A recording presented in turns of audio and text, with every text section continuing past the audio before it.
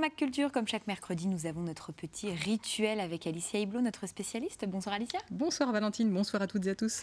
Au programme de ce soir, du théâtre avec les membres de la compagnie Manoc, focus sur le centre d'art contemporain Faux Mouvement, et puis également les coups de cœur manifestations d'Alicia qui nous aidera donc à faire le tri parmi la quantité d'événements culturels en Lorraine. Mais on débute tout de suite avec l'association Photo Forum et qui va d'ailleurs nous parler d'une belle manifestation autour de la photo, bien sûr. Exactement, on a le plaisir d'accueillir Delphine François, bonsoir. Bonsoir. Vous êtes vice-présidente de Photo Forum et Frédéric Barre, bonsoir. Bonsoir. Donc, président de Photo Forum. Alors l'association Photo Forum qui organise donc la première édition de Messe Photo, qui va se tenir du 10 juin au 24 juillet. Une exposition à ciel ouvert, mais pas que, on va le découvrir. Et une exposition qui réunit amateurs, professionnels, qui ont planché cette année pour la première fois sur le thème de la ville. Pour cette première, alors avant d'en parler dans les détails, est-ce que vous pouvez nous parler un petit peu de votre association Photo Forum, comment est-ce qu'elle est née, surtout qui fait-on? Alors, Photo Forum, c'est le club photo implanté à Metz, au Sablon, qui fête ses 30 ans, qui a fêté ses 30 ans cet hiver.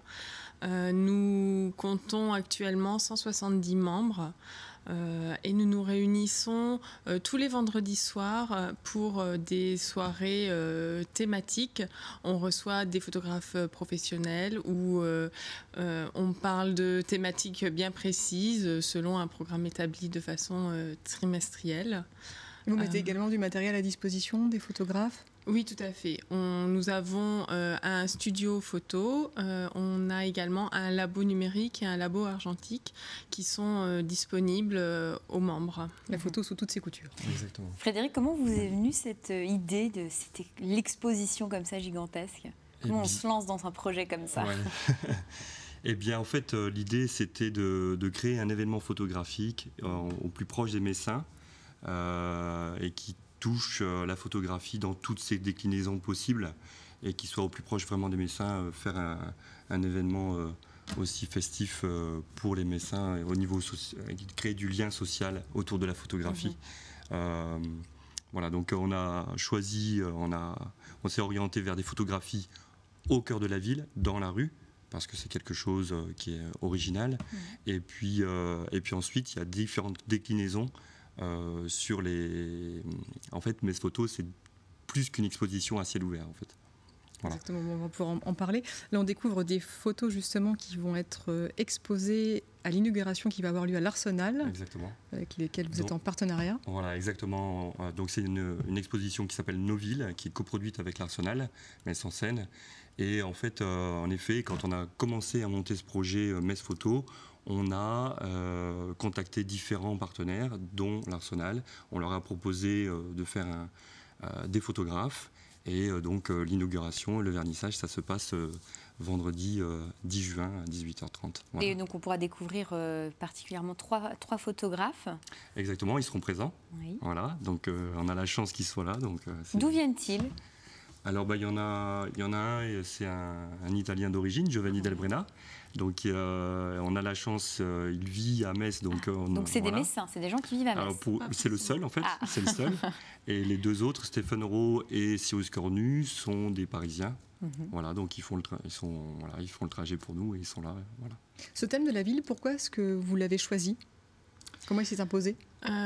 Voilà, il s'est imposé de lui-même en fait, parce que nous faisons travailler les membres de Photo Forum sur des thématiques en cours de saison à Photo Forum, et il se trouve que la ville a été le thème qui est le plus qui a le plus plu à l'ensemble des membres, et vraiment il s'est imposé de lui-même. Donc c'est pas que sur la ville de Metz, il faut bien le savoir, c'est vraiment le thème de la ville dans la globalité. Exactement, tout à fait. Comment vous avez choisi les photographies? Parce que j'imagine que ça a dû être une facette quand même délicate. Parce que bon, sélectionner des photos parmi, j'imagine, plein de belles images. Et 170 membres, vous l'avez dit, c'est parmi les 170. Tous les membres n'exposent pas et tous les membres n'exposent pas dans le cadre de Metz Photo. Mais néanmoins... c'est un travail qui a été construit. On n'a pas eu forcément à choisir, disons qu'on n'a pas énormément de déchets.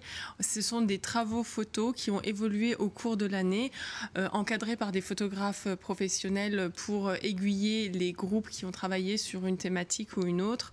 Donc c'est un travail qui a voilà, qui a fait, qui s'est construit de lui-même. Donc, oui. Avec des réflexions, des discussions. On a fait des soirées thématiques spécialement pour ça, et qui étaient encadrées par des photographes qu'on a l'habitude de côtoyer. On s'est fait aider par des personnes extérieures et des photographes. Voilà. Ils ont apporté leur regard aussi sur les photos. Donc c'est pas, on n'a pas trié nos photos dans notre banque d'images en fait. Oui. On a vraiment élaboré l'exposition et de finalement, A à Z. voilà, vous avez affiné les choses les uns avec les autres en discutant pour construire l'exposition. Tout à fait. Oui. Et ce qui est important de savoir aussi, c'est que la thématique la ville, en réalité, elle est vraiment ici, c'est vraiment décliné, c'est très très large. Et on a même des photographies sur la biodiversité. Il y a de la biodiversité en ville, et donc on en parle, et donc on va présenter des photos de biodiversité. Donc on verra des animaux et des fleurs. On verra aussi des animaux et des fleurs. Et voilà, il n'y a pas que... on associe souvent les buildings. Oui, c'est vrai, la ville, souvent, c'est des images très citadines. Voilà, très urbaines. Donc il y en a, c'est sûr, mais il y a aussi...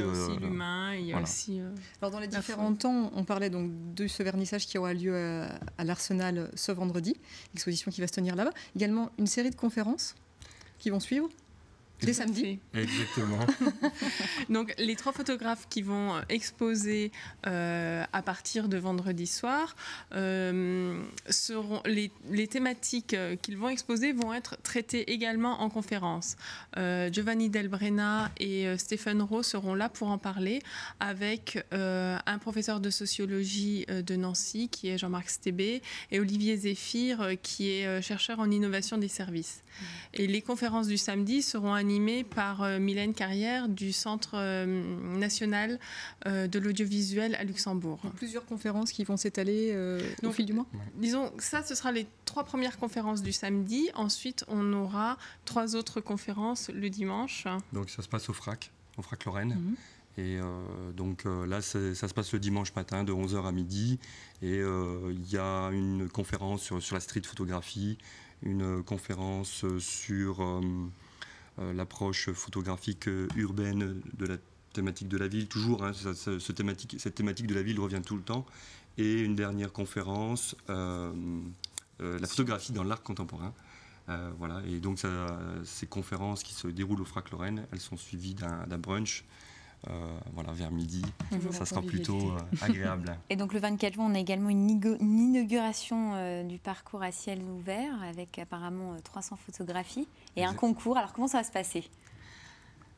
Donc le 24 juin, on aura le plaisir d'ouvrir le parcours à ciel ouvert. Donc le parcours à travers la ville de Metz qui présente les 300 photos justement des membres de Photoforum qui ont travaillé plus d'1 an sur leur série. On en a découvert quelques-unes tout à l'heure. Voilà. Et donc ce parcours, pour dire un peu aux gens, parce que c'est assez important, ça va être porte Serpenoise, ça va être à la gare, ça va être partout. Exactement, il y aura des photographies qui vont être situées beaucoup au niveau de l'esplanade. Il y a des photographies qui vont être disposées entre les arbres, par exemple. Et il y aura des photographies porte Serpenoise, ça va jusqu'à la gare du côté de... Sur quel format ? Le format, pour les plus grandes, font 1m30 par 2m50. Le but, c'était vraiment j'imagine, qu'ils trouvent une bonne place dans la ville, en fait, sans dénaturer. C'est d'aller au contact du public, tout à fait. Et donc un concours, c'est ça ? Non, le parcours, il y a des photos. Ah non, je croyais qu'il y avait un concours. Il y a un concours. Si, c'est ça. Alors mes informations sont exactes. J'ai vu parcours, concours, il y a une boulette.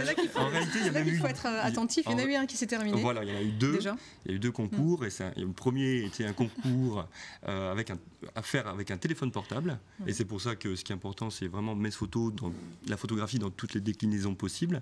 Et le concours soutenu par le Conseil général de la Moselle, la ville. Exactement. Et donc là, l'occasion était trop belle. Et donc, on a fait le concours, la ville, à la manière de Doineau. Alors, que doivent faire les téléspectateurs s'ils veulent participer à ce concours ? Faire 2 photographies à la manière de Doineau, à la manière de Doineau, s'inspirer de l'œuvre de Doineau, s'en inspirer, pas forcément copier. Vous les faire parvenir. Voilà, sous format numérique, via le site internet. Que vont-ils remporter ? Alors, des tirages sur 10 bons et du matériel photographique. Voilà. En tout cas, alors un événement à ne pas manquer. Vendredi, vous filez tous à l'Arsenal à 18h et puis vous pouvez aller voir l'exposition qui va durer pendant plusieurs semaines à l'Arsenal. Oui, jusqu'à fin septembre. Voilà, exposition à ciel ouvert aussi dans les rues de Metz dès le 24 juin. Oui. Dites-moi. Il y a encore il y a un 4e volet en réalité. Ce sont les animations off. Les ateliers. Les ateliers, voilà, pour les grands et les petits. Pour découvrir un petit peu et se familiariser avec la photo. Exactement. La photo, vraiment sous toutes ses coutures, vous avez Exactement. fait les choses en grand pour vos 30 ans et pour cette première édition de Metz Photo, organisée par Photoforum. On peut retrouver toutes les informations sur www.messphoto.fr. Exactement. Comme ça, on aura toutes les infos et puis un rendez-vous incontestablement à ne pas manquer. Merci en tout cas à vous. Merci Avec beaucoup. plaisir. Belle réussite. Merci. S'il y a bien une chose que l'on attend avec impatience, ce sont les conseils d'Alicia, parce que la Lorraine regorge de manifestations qui valent le coup, elle nous aide. Heureusement à faire le tri. Et le premier conseil c'est un festival jeux de jardin qui se poursuit, donc il a déjà commencé, avec un spectacle vague à l'âme. Je suis à tout interverti dans les natures, effectivement, ce festival jeux de jardin. C'est pas tout à fait un spectacle à proprement parler, mais plutôt une installation, spectacle, un espace à vivre, à ressentir, où l'on peut bien rester à sa guise. On va pouvoir avoir des objets lumineux qui vont être disséminés un peu partout, des séquences chorégraphiques qui vont venir éclore dans les jardins. On va retrouver un grand salon avec des canapés, des fauteuils, des tables basses, des friandises au goût de l'enfance, de la danse, des vidéos, du chant. Bref, tout ça dans un espace enchanteur puisque ça se passe au jardin des Faïenciers de Sarreguemines. Ça sera samedi 11 et dimanche 12 à 21h30 dans les jardins des Faïenciers et l'entrée est libre. Et puis une petite idée de sortie assez originale dimanche. Si vous souhaitez en tout cas faire des bonnes affaires, il faudra se rendre rue des Parmentiers à Metz, Alicia. Exactement, c'est la galerie Octave Cobel qui organise cet événement. Les puces d'Octave Cobel. Octave Cobel a pour vocation de promouvoir des jeunes artistes et diffuser leur travail. Donc ces artistes seront présents dimanche et vous feront découvrir des objets qui leur appartiennent, des œuvres négligées, oubliées, des ready-made, éditions, papier, CD, vidéo, des multiples. Bref, pour les chineurs, c'est l'occasion d'acquérir des œuvres d'art contemporain de jeunes artistes qui seront donc présents, tout ça dans une ambiance conviviale. Il y aura des saucisses grillées, de la bière. Bon, vraiment le truc super sympa. Voilà, 5 rue des Parmentiers, galerie Octave Cobel, le dimanche 12 juin de 10h à 18h. Et on reste dans les sorties atypiques avec un concert rencontre klaxon versus électronique orchestre au parc du Haut-Fourneau ICAT à Ucange. Un concert comme vous n'en avez jamais entendu ni vu, un concert super original proposé par la compagnie Blablabla avec la formation Klaxon, je ne sais pas comment on prononce, et les musiciens amateurs du Val de Schwench. Éclairage à la lumière de phares de voiture, chef d'orchestre pour automobilistes, 2 batteries, des instrumentistes, des chanteurs, des comédiens, une bonne dose d'électronique, d'improvisation dirigée et orchestrée, tout ça donc en dessous de ce géant de 82 mètres qu'est le Haut-Fourneau d'Ucange, U4, samedi 11 juin à 21h. Merci Alicia. Un petit peu de magie à présent avec un spectacle de magie mentale interactif. Exactement, il est question d'un mentaliste qui va pénétrer les pensées du spectateur, ses souvenirs, prévoir plutôt ses choix, influencer sur les comportements, les décisions au cours d'expériences jubilatoires et inquiétantes. C'est le magicien et comédien Thierry Collet qui travaille à renouveler l'art de la magie pour le mettre en relation avec des problématiques politiques et humaines actuelles. Ça va se passer au Théâtre en Bois de Thionville. Ça commence ce soir. Bon là, ça va peut-être être un peu juste pour y aller, mais vous pouvez y aller demain à 20h. Il y a même un bus au départ de Metz pour ceux qui voudraient aller à Thionville. Également une séance vendredi 10 à 20h et samedi 11 à 19h au Théâtre en Bois de Thionville. Donc. Direction Metz à présent avec Pacifique à l'Arsenal. Voilà, toujours encore l'Arsenal à ne pas manquer. C'est le dernier spectacle de danse de la saison à ne pas manquer, du chorégraphe Nasser Martin Gousset. J'en parlais la semaine dernière, j'en remets une couche parce qu'il faut vraiment aller assister à ce spectacle proposé par sa compagnie La Maison. Il nous plonge dans un thriller sous-marin grand public des plus cinématographiques dans lequel il tourne autour de l'inconscience des années 70. Ça mélange danse, musique, théâtre, bref, c'est juste du bonheur à ne manquer sous aucun prétexte et c'est donc demain à 20h à l'Arsenal de Metz. Donc celui-là, c'est vraiment un coup de cœur, on le constate Alicia. Restons à Metz avec un centre d'art contemporain Faux Mouvement qui vous invite à découvrir sa nouvelle galerie. Elle s'appelle Les Nouveaux Commanditaires et en fait donc c'est une exposition qui vous permet de découvrir des œuvres menées par des citoyens, enfin des projets lancés par des citoyens lambda comme vous et moi, donc qui se sont posés en nouveaux commanditaires. Je suis allée faire un tour dans ce centre d'art et puis je vous propose de regarder le reportage que j'ai tourné là-bas, ça sera mieux. Depuis quelques semaines, le Centre d'art contemporain Faux Mouvement, à Metz, accueille l'exposition Nouveaux Commanditaires. Cette œuvre, réalisée dans toute la France, en milieu urbain ou rural, sont présentées à l'initiative de médiateurs agréés, comme Xavier Dourou, directeur du Centre d'art contemporain Le Consortium. Des projets à la portée de tous, lancés par des citoyens devenus pour un temps nouveaux commanditaires. Ce principe des nouveaux commanditaires, ce sont des gens, des citoyens comme vous et moi, qui se constituent en nouveaux commanditaires et qui, en fonction de leur désir d'espace, désir de ce qu'ils ont envie de voir, ils décident de faire un travail qui va être un travail en relation avec un artiste.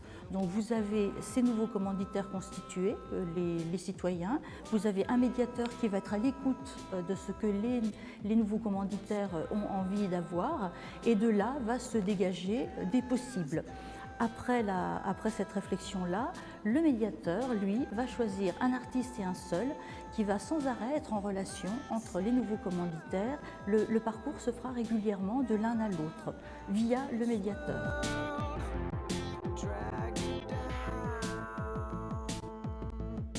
On a fait un choix qui était un choix en même temps de travail dans l'espace public urbain, un travail dans la nature, dans les villages. On a des travaux qui sont faits dans des hôpitaux aussi, puisqu'il y a beaucoup de projets qui se passent dans les hôpitaux. Et puis on a des choses un petit peu particulières, marginales. Et parmi ces projets, la sculpture fantasmagorique de l'artiste Xavier Vellan. La ville voulait remettre en forme la place dans laquelle ils habitaient et dans laquelle ils vivaient.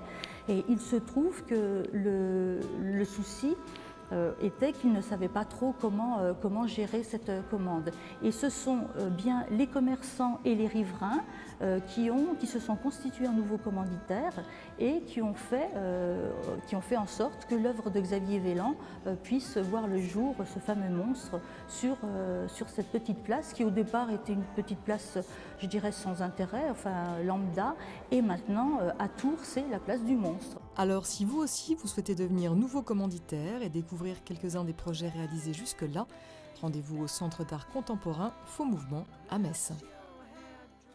Et on poursuit ce MAC Culture avec la compagnie Manoc, Alicia. Exactement. Bonsoir. Bonsoir. Alors la compagnie Manoc, donc Emmanuel Flett, bonsoir, Voilà. Vous qualifiez d'Impulse Manoc. Voilà, simplement.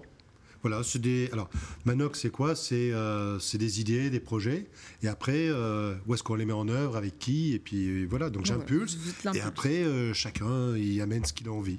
Et à vos côtés, Léla Bessali, qui est danseuse chorégraphe et également donc membre pour certains spectacles, dans le cadre de certains spectacles de Manoc. Voilà. Parce que donc Manoc, c'est une compagnie qui existe depuis 2004, une compagnie qui a déjà une dizaine de créations à son actif et qui a cette particularité de jouer dans des lieux insolites. Donc avant de parler de vos projets, vous, Emmanuel, vous en êtes vraiment à l'origine. On peut dire aussi que l'instrument aussi qui est peut-être à l'origine de Manoc, c'est la contrebasse dont vous jouez et qui est un petit peu la pierre angulaire de cette compagnie. C'est bien ça. Comment elle s'est créée finalement, cette compagnie? Comment vous avez eu l'idée de la créer? Je dirais comme chaque projet artistique, il y a eu des brouillons, il y a eu des projets, c'est parti dans tous les sens. Et puis il y a l'histoire, il y a le temps. Et puis à un moment donné, on s'aperçoit que si on veut pérenniser les projets, il faut quelque part les identifier, notamment autour des espaces. Voilà. Donc ça n'a pas été plus ou moins que ce qu'il y avait avant. C'était simplement de mettre un nom sur plein de projets qui avaient des figures assez différentes, qui étaient à l'origine beaucoup liés à l'improvisation, liés à des formes burlesques avec des spectacles cabarets, mais qu'on ne savait pas où placer. On n'était pas dans les cabarets, donc on nous mettait dans les concerts rock, mais on n'était pas rock. Voilà. Et on jouait énormément. Et de la même manière, on est parti faire de l'improvisation. Moi, la contrebasse, Cyril à l'époque au saxophone, des gens à la danse, là avec Bruno Salvador en images. Et à un moment donné, on ne savait pas nous placer, on proposait des improvisations dans la rue. Et puis, la difficulté qu'on avait, c'est que chaque fois, on identifiait de manière très courte les projets. Donc, on a décidé à un moment donné de créer Manoc, une espèce d'identification qui traverse le temps. À ce niveau-là, simplement, je suis là, je propose. Et après, les gens, ils sont là, ils me disent, oui, mais avec ça, j'ai envie de faire ça. Et on fait. Voilà, c'est un peu l'idée. Donc, c'est un espace de production, de paroles. Et après, là-dedans, on partage. Je ne suis pas le chef, je ne suis pas le directeur artistique. Alors, il y a des gens qui sont là, ça les rassure. Mais non, je ne peux pas les rassurer. Et d'où vient ce nom Manoc? Parce que j'imagine qu'il y a quand même une histoire derrière. Vous avez évoqué donc, tout à l'heure Impulse Manoc rapidement, mais forcément, un nom comme ça, comment vous l'avez trouvé? Alors, je l'ai trouvé, c'est pas moi qui l'ai trouvé. Là, on est tous déçus. Non mais si, je ne l'ai pas trouvé tout seul. Ah, bon. Alors, c'est que c'est des vannes de potache. Et c'est de là-dessus qu'à un moment donné, il faut arrêter d'être sérieux sur le spectacle. On fait des concepts et des machins et des trucs. C'est important de nourrir des langages singuliers, mais à un moment donné, il faut rester simple. Et ça, c'est très important, autant sur des langages compliqués. Et je veux dire, Man, je m'appelle Emmanuel, Man, c'était mon pote Eric Noël, qui était là, qui me disait le Man, voilà. Et par rapport à ça, les gens ils me disaient, ouais, vous faites de l'improvisation, c'est du conceptuel, c'est de la prise de tête. Mais non. Donc c'est Man, ok, voilà. D'accord. Et c'est devenu Move, Art, No, Zero Kill. Alors en anglais, c'est bon. On a perdu des téléspectateurs. Alors justement, on le voit là dans ce spectacle Doft, c'est comment vous construisez vos spectacles? C'est vraiment toujours une grande place à l'improvisation, où il y a un fil conducteur, comment ça se passe? Donc vous êtes impulse, il y a une idée, vous allez travailler par exemple avec Leïla parce que vous avez des idées, vous vous mélangez, ça part, il y a quand même un fil conducteur ou pas? Ça part dans tous les sens Alors, non, on ne peut pas dire que ça part dans tous les sens. Il y a on va dire des idées à l'origine, et après, qu'est-ce que par rapport à ces idées, les gens ont envie d'apporter, de confronter. Et je veux dire, on peut arriver à des résultats qui sont très éloignés de l'idée, mais c'est arrivé sur une idée. Et ça, c'est important de le dire, parce que je veux dire, quelque chose comme le duo qu'on a vu de danse, moi je ne suis pas danseur, je me permets de danser. Je joue à Metz, on a un prof du conservatoire qui me dit, vous osez présenter ça comme un spectacle de danse? Oui, monsieur. Et voilà, j'ai le droit de danser, c'est comme s'il y a eu le mouvement punk. Si je suis prof en conservatoire, je valide, tu danses. Mais il y a ce côté-là, c'est-à-dire que l'art, c'est pas quelque chose d'une intelligentsia ou quoi que ce soit, c'est quelque chose à la portée de tous. C'est pas parce qu'on fait de l'improvisation qu'il faut qu'on passe tous les cursus contemporains ou voilà. On a le droit, simplement, en regardant un gamin danser, de se dire, mais pétard, qu'est-ce qu'il a à raconter, lui? Et c'est ça. Et à un moment donné, c'est comment on assume sa singularité. Je veux dire, un handicapé qui danse, ben, je trouve ça magnifique. Quelqu'un qui est gros, qui est difforme et qui danse et qui l'assume, je trouve ça magnifique. Donc à partir de là, j'ai le droit, je veux dire, quand je dis jeu, c'est pas un jeu, c'est nous avons le droit de proposer ça, puis d'inviter des gens à danser avec nous, comme on a vu sur les images, par exemple. Et les professionnels trouvent ça magnifique également, puisqu'à Avignon, pour ce spectacle Doft, vous avez été salué. Ah ben, on a eu des choses magnifiques. Il y a eu un journaliste qui nous a mis, qui l'a écrit, hein, je veux dire, je l'invente pas, certainement le spectacle le plus fou en in et off du festival.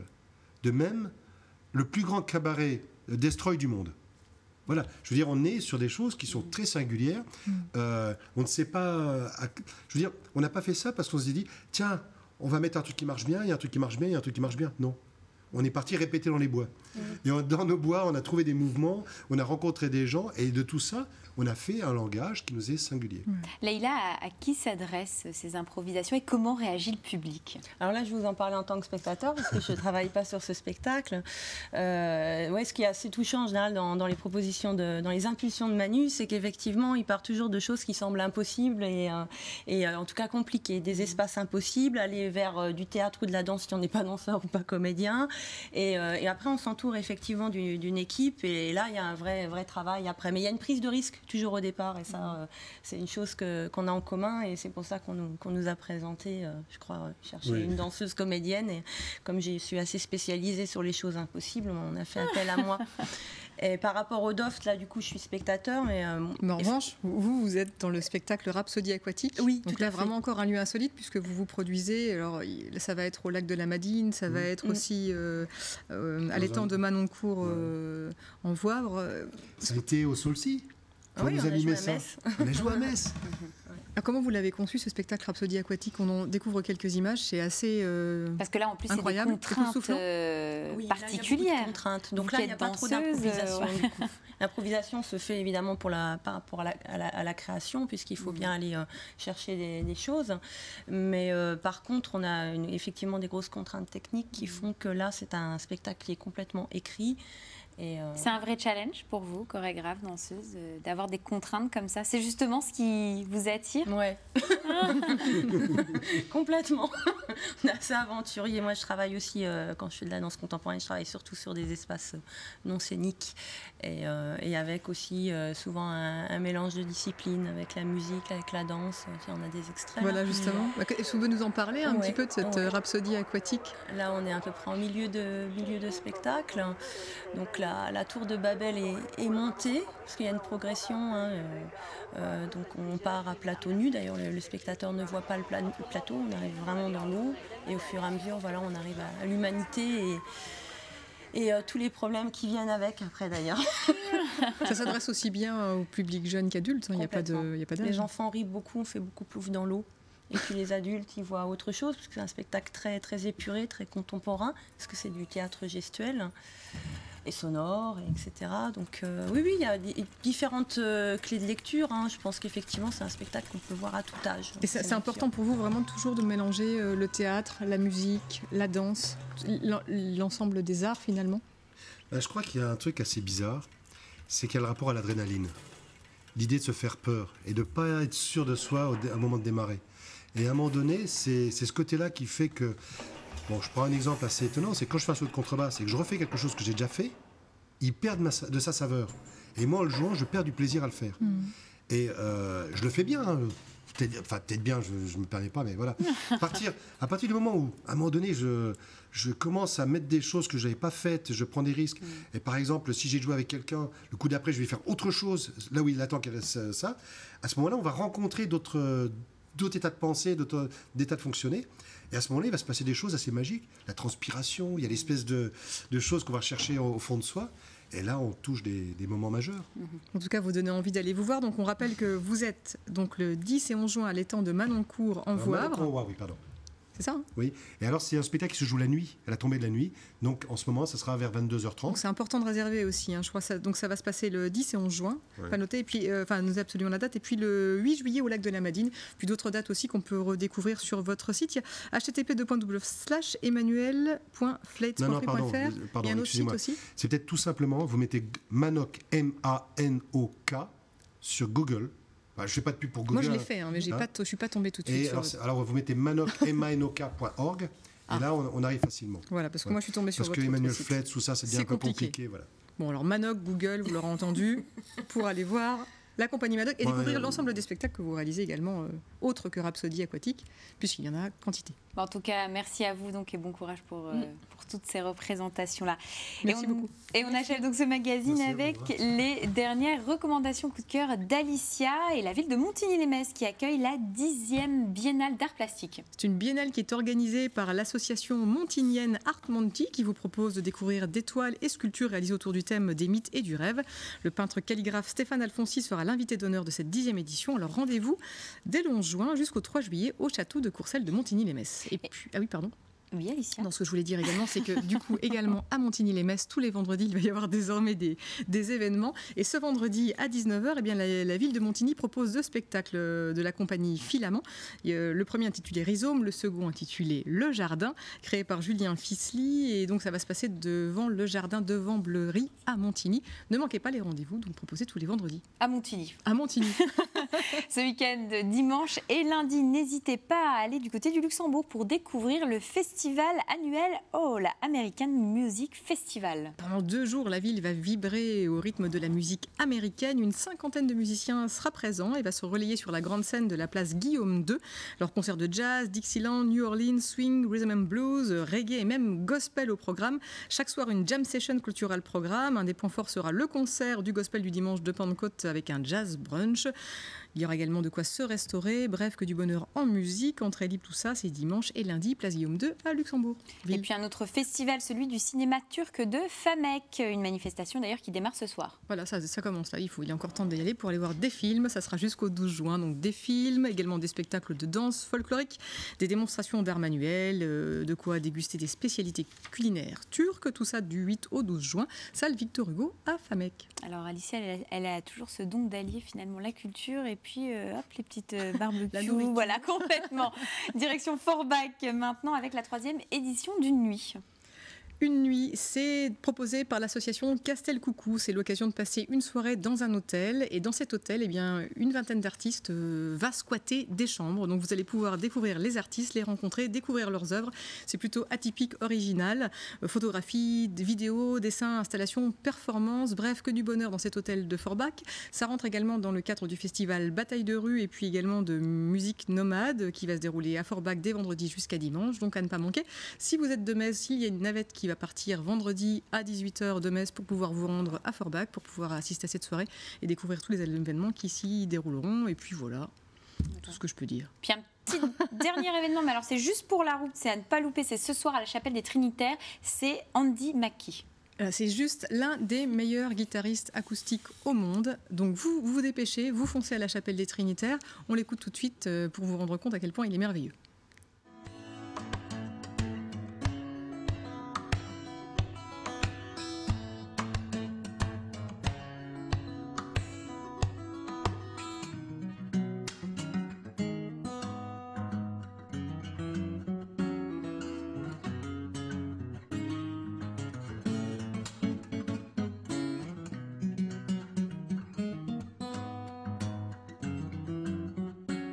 C'est le roi du tipping, hein, Andy Mackey. C'est vraiment le king. Il a eu 9 millions de vues sur son MyStube,